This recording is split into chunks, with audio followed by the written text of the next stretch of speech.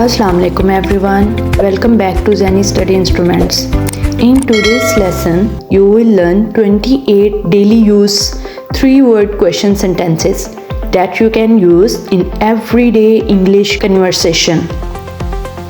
These short and easy questions will help you speak English more confidently. So let's get started. क्या करें? What to do? क्या खाएं? What to eat? क्या पिएं? What to drink? क्या कहें? What to say? कहाँ जाएं? Where to go?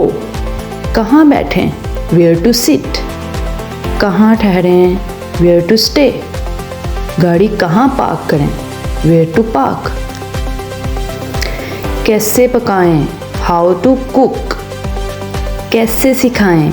How to learn? कैसे पढ़ें? How to study? कैसे बेहतर बने? How to improve? कौन सा ख़रीदें? Which to buy? कौन सा मुंतखब करें? Which to choose? कौन सा पहनें? Which to wear? कौन सा रखें?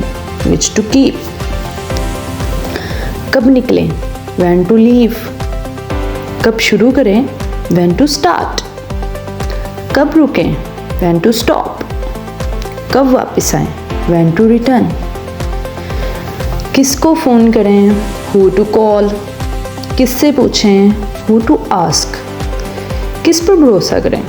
Who to trust? किसको दावत दें? Who to invite?